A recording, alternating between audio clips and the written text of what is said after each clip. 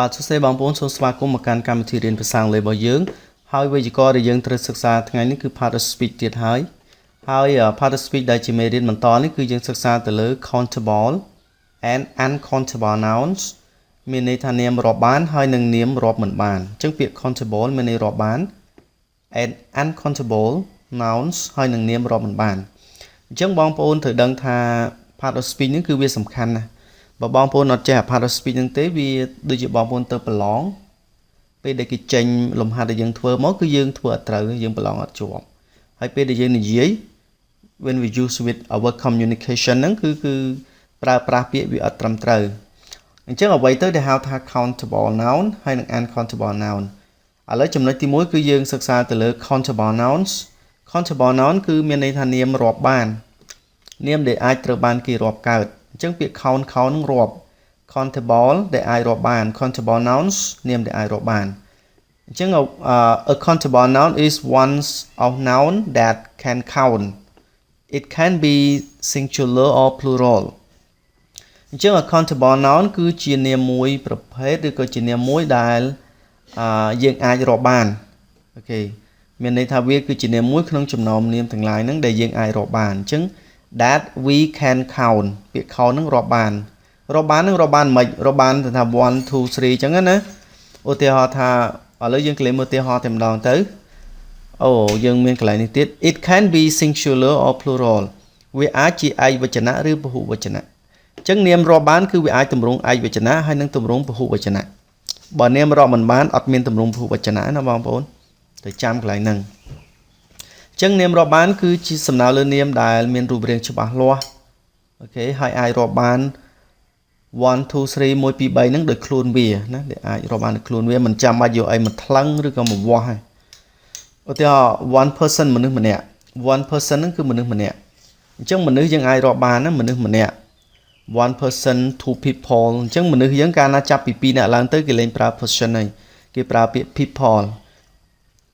មនុស្ស2នាក់two people three people មនុស្ស3នាក់five people មនុស្ស5នាក់អញ្ចឹងគឺគេអាចរាប់បានជាចំនួនបានដោយខ្លួនឯងដោយឈ្មោះខ្លួនឯងផ្ទាល់one fish បងប្អូនកន្លែងមើលពាក្យ one fish ហ្នឹងគឺត្រីមួយអញ្ចឹងយើងអាចរាប់ត្រីមួយ one fish two fish three fish four fish five fish អញ្ចឹងទៅរហូតដល់ eight fish ត្រី8ណាត្រី9អញ្ចឹងគឺអាចរាប់បានជាចំនួនហើយពាក្យ fish ហ្នឹងទោះបីជាច្រើនប៉ុណ្ណាក៏គេមិនដាក់ s ឬ es ទេអាហ្នឹងត្រូវដាក់ es ប៉ុន្តែពាក្យ fish ហ្នឹងវាគឺជួករណី exception ករណីពិសេសណាភូវចនៈវានៅដដែល one dormitory គឺអន្តេវាសិកដ្ឋានមួយឬក៏កន្លែងស្នាក់នៅមួយ dormitory ហ្នឹងកន្លែងស្នាក់នៅតាមក្រុមហ៊ុនឬក៏សាលាផ្សេងគេធ្វើដើម្បីឲ្យយើងឲ្យសិស្សនៅដើម្បីយើងនៅណានៅក្នុងហ្នឹងតែម្ដងអញ្ចឹង one dormitory មួយtwo dormitories dormitory ចំនួន2ឬក៏3អញ្ចឹងណាអញ្ចឹងយើងអាចរាប់វាបានរាប់ជាចំនួនបានអូខេចប់ដោយ y យើងត្រូវប្ដូរ y ទៅជា is កាលណាជា plural ពហុវចនៈចាប់ពី2ទៅអានេះយើងបានរៀនហើយណាកាលពីមេរៀនមុន one wife ហ្នឹងប្រពន្ធមួយឧទាហរណ៍យើងមានប្រពន្ធតែមួយអញ្ចឹង one wife អញ្ចឹងទៅអញ្ចឹងប្រពន្ធអាចរាប់បានប្រពន្ធ1ប្រពន្ធ2ណា one wife ដល់ពេលប្រពន្ធចាប់ពី2ឡើងទៅ two wives យើងបដូរអក្សរ fe ហ្នឹងទៅជា ves អាហ្នឹងខ្ញុំមិនចាំបាច់បញ្យល់ទៀតទេដោយសារមេរៀនមុនយើងរៀនហើយរបៀបបដូរឯកវចនៈទៅពហុវចនៈនាមដែលបញ្ចប់ដោយ fe ហ្នឹងត្រូវបដូរទៅជា ves two wives អញ្ចឹងអ្វីដែលយើងផ្ដោតថ្ងៃហ្នឹងគឺនាមរាប់បាននិងនាមរាប់មិនបានតែប៉ុណ្្នឹងឯងអញ្ចឹងប្រពន្ធជាមនុស្សអាចរាប់បានអូខេ an apple ផ្លែប៉ោមមួយអញ្ចឹងផ្លែប៉ោមគឺវាអាចរាប់បានណាវាមានរូបរាងវាច្បាស់លាស់វាអាចរាប់ដោយខ្លួនវាបាន1 2 3អញ្ចឹងទៅណា one apple ផ្លែប៉ោមមួយ five apples ផ្លែប៉ោមចំនួន5អញ្ចឹងទៅហើយវាមាន s នៃទម្រង់វាទម្រង់ភូវចនៈទម្រង់ plural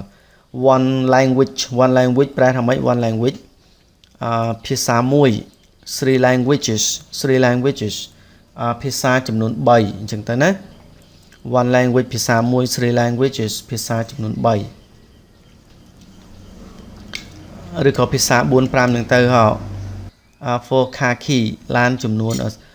one khaki សោឡានចំនួន1អញ្ចឹង khaki ហ្នឹងគឺសោឡាន for khaki សឡានចំនួន4ឬក៏ចំនួនប្រមាណទៅស្រេចបងប្អូនអញ្ចឹងគេចង់ប្រាប់ថា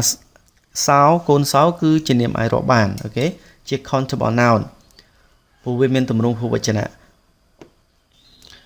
approve នឹងគឺមានន័យថាផុសតាងមួយណាឬក៏អំណះអំណាងមួយចឹងទៅដល់ពេល six proofs អំណះអំណាងច្រើនអំណះអំណាង6ចឹងណាអូខេអញ្ចឹងគឺយើងដាក់ s មកអញ្ចឹងសង្ឃឹមថាបងប្អូនយល់ហើយនាមរាប់បាន countable noun is a noun that can count by itself can count in 1 2 3 4 5 by itself អញ្ចឹងគឺជានាមដែលរាប់ជាចំនួន1 2 3 4 5រហូតដល់បូក anon ដោយខ្លួនវាផ្ទាល់ហ្នឹងគេហៅថា countable noun អូខេឥឡូវយើងកលេចមកមួយទៀតគឺ one son in law អញ្ចឹង one son in law ហ្នឹងគឺមានន័យថាកូនប្រសាប្រុសម្នាក់អញ្ចឹងពាក្យថា son in law ហ្នឹងមានន័យកូនប្រសាប្រុសពាក្យ son កូនប្រុសកាលនៅយើងថែមពាក្យ in law អញ្ចឹងគឺមានន័យថាកូនប្រសាអញ្ចឹង son in law កូនប្រសាប្រុស one son in law កូនប្រសាប្រុសម្នាក់ធម្មតាឲ្យតែមនុស្សគឺរាប់បានទាំងអស់អូខេ three sons in law កូនប្រសាប្រុសចំនួន3នាក់ three son in law កូនប្រសាប្រុសចំនួន3នាក់ one mango គឺផ្លែស្វាយមួយសាររាប់បានហើយណា one mango ផ្លែស្វាយមួយ nine mangoes one dynamo គឺ dynamo ភ្លើងហ្នឹងណា one dynamo គឺ dynamo ចំនួន1 seven dynamos គឺ dynamo ចំនួន7 one tooth ធ្មេញមួយ32 teeth ធ្មេញ32 etc លក្ខណៈអញ្ចឹង tooth ធ្មេញមួយដែលធ្មេញច្រើនទៅជា teeth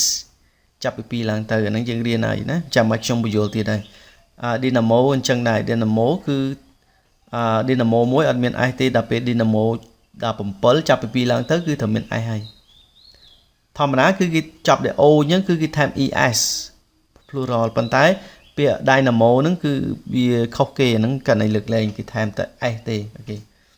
ដូច mango អញ្ចឹងបងប្អូនមើលពាក្យ mango គឺស្វាយមួយគឺគេថែម es ណាតាមក្បួនយើងគេจะស័ព្ទបញ្ចប់ដោយ s h o h c h s double h s h ផ្សេងៗហ្នឹងគឺយើងត្រូវដាក់ es ប៉ុន្តែដោយសារតែពាក្យ dynamo ហ្នឹងកាន់តែលើកលែងណាអូខេអញ្ចឹងសរុបវិញនាមដែលយើងកំពុងអានហ្នឹងគឺជា countable noun ជានាមដែលអាចរាប់បានអូខេឥឡូវយើងមើលចំណុចបន្តទៀត we can use countable nouns with a few a couple of a pair of some any a lot of lots of many there is there are verb singular or plural អូខេអញ្ចឹងកន្លែងនេះគេបញ្ជាក់ប្រាប់យើងពីការប្រើប្រាស់ជាមួយនឹងធាតុផ្សំមួយចំនួនថា we can use countable nouns យើងអាចប្រើប្រាស់នាមអាចរាប់បាននឹង with ជាមួយនឹងពាក្យ a few នឹងប្រែថា2 3ឬក៏បន្តិចបន្តួចឬក៏ពាក្យ few គឺន័យដូចគ្នាទេ2 3ឬក៏បន្តិចបន្តួច a couple of នឹងមានន័យថា2ចំនួន2នៃអីមួយណា a couple of ចំនួន2នៃអីមួយ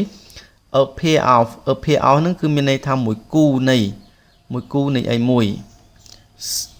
មានន័យថា2ណាចំនួន2មួយគូនៃអីមួយ some ខ្លះ any ខ្លះប្រើក្នុងប្រយោគ question and negative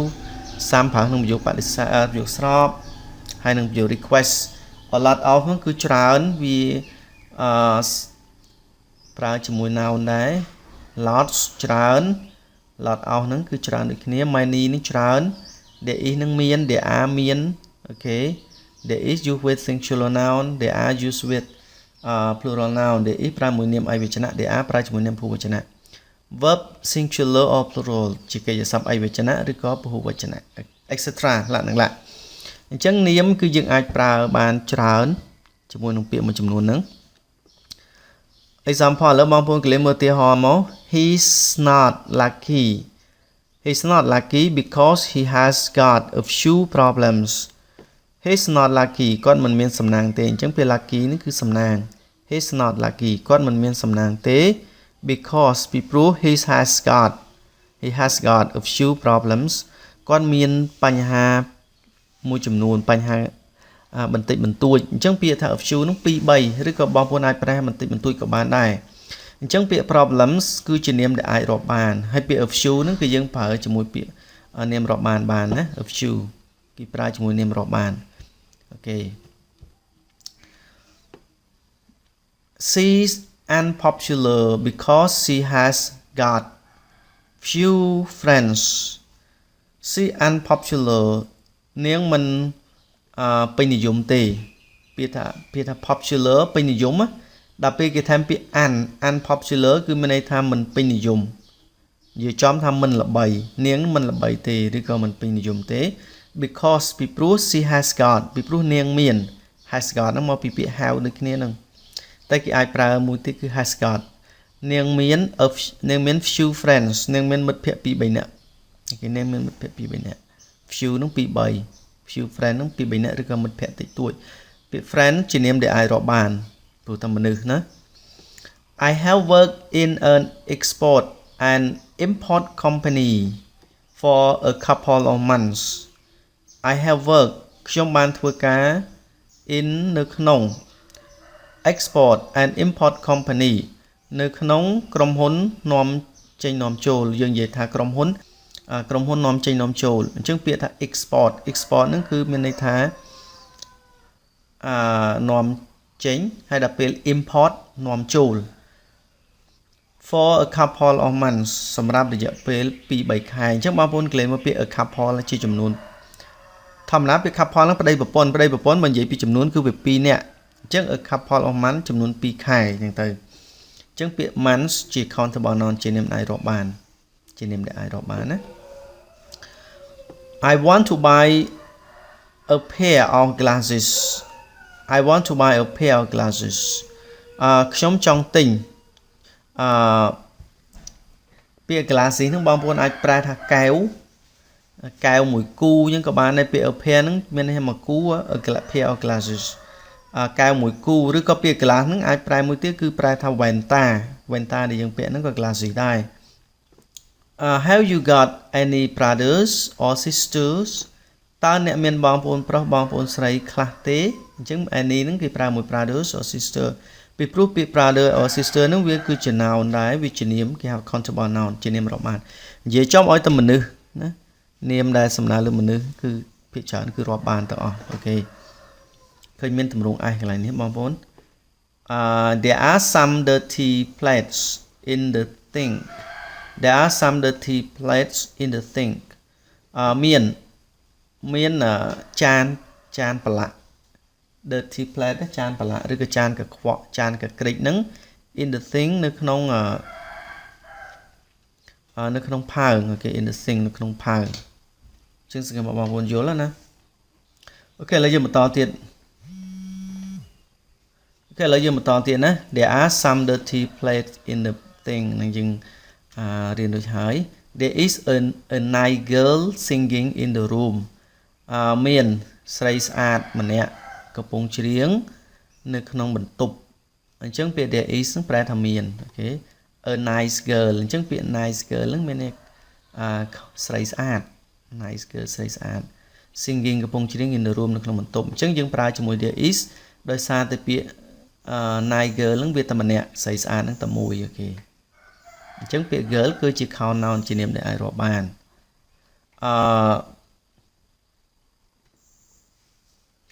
He has a lot of dollars in his pocket. He has a lot of dollars in his pocket. គាត់មានលុយដុល្លារច្រើនណាស់នៅក្នុងហោប៉ៅរបស់គាត់អញ្ចឹង he នឹងគាត់ has នឹងមាន a lot of នឹងច្រើន a lot of dollars លុយដុល្លារច្រើន in his pocket នៅក្នុងហោប៉ៅរបស់គាត់ pocket នៅហោប៉ៅអញ្ចឹងពាក្យ a lot of ច្រើនពាក្យ dollar ជា countable noun ពាក្យ dollar ជានាមរាប់បានបងប្អូនទៅចាំខ្ញុំប្រាប់រឿងមួយឧទាហរណ៍ដូចថាពាក្យ money លុយបើកាលណាគេនិយាយថាលុយគឺរាប់អត់បានទេជា uncountable noun ប៉ុន្តែបើលុយចេញជាឈ្មោះថាលុយអីដុល្លាររៀលយេនអញ្ចឹងកាលណាលុយដែលចេញជាឈ្មោះអញ្ចឹងគឺវាចូលនៅក្នុងនាមរាប់បានវិញអូខេអញ្ចឹងវាអាចមានទម្រង់ពហុវចនៈ I don't expect there were a lot of people during 3 days water festival I don't expect ខ្ញុំមិនរំពឹងថាអញ្ចឹងពាក្យ expect នឹងរំពឹងថា there were មាន a lot of people មានមនុស្សច្រើនអ្នកឬក៏មានប្រជាជនច្រើន a lot of people ណាអញ្ចឹងយើងប្រើពាក្យ a lot of people អញ្ចឹង people វាគឺជានាមរាប់បានវាជានាមរាប់បានណា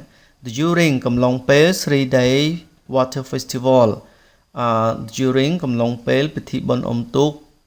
រយៈពេល3ថ្ងៃអញ្ចឹងពាក្យនេះយើងប្រើពីនេះមកវិញ during យើងប្រើកំឡុងពេលហើយយើងប្រើពីនេះប្រើពីពិធីបុណ្យអុំទូកដែលមានរយៈពេល3ថ្ងៃពីព្រោះ3-day water festival ហ្នឹងវាជា noun phrase វាជា noun phrase កាលណា noun phrase អញ្ចឹងគេប្រើពីនាមដែលនៅខាងនាមនៅខាងក្រោយមុនណាអូខេពិធីបុណ្យទឹកពិធីបុណ្យអុំទូករយៈពេល3ថ្ងៃអូខេ She hasn't got many friends in Phnom Penh she hasn't got នាងមិនមាន hasn't got ហ្នឹងមិនមាន many friends មិនមានមិត្តភ័ក្តិច្រើនទេ in Phnom Penh នៅក្នុងទីក្រុងភ្នំពេញអញ្ចឹងបងប្អូនគេមើលពាក្យ friend នេះគឺមិត្តភ័ក្តិ friends many friends មិត្តភ័ក្តិច្រើនអញ្ចឹង friend ជា countable noun ជានាមរាប់បានអូខេអញ្ចឹងវាមានទម្រង់អីwhat would you like to order sir ក៏សួរថា what would you like to order sir តើលោកត្រូវការកំងអីអូខេពាក្យថា order ហ្នឹងមានន័យកំងអញ្ចឹង would you like to order ដែលលោកត្រូវការកំង what would you like to order តើលោកត្រូវការកំងអី sir ត្រូវការកំងអីលោក three sandwiches មានន័យថានំ sandwich ចំនួន3 three sandwiches នំ sandwich ចំនួន3 please សូមមេត្តាអញ្ចឹងពាក្យ sandwich ហ្នឹងគឺវាជា noun រាប់បានឃើញគេមានទម្រង់ពហុវចនៈ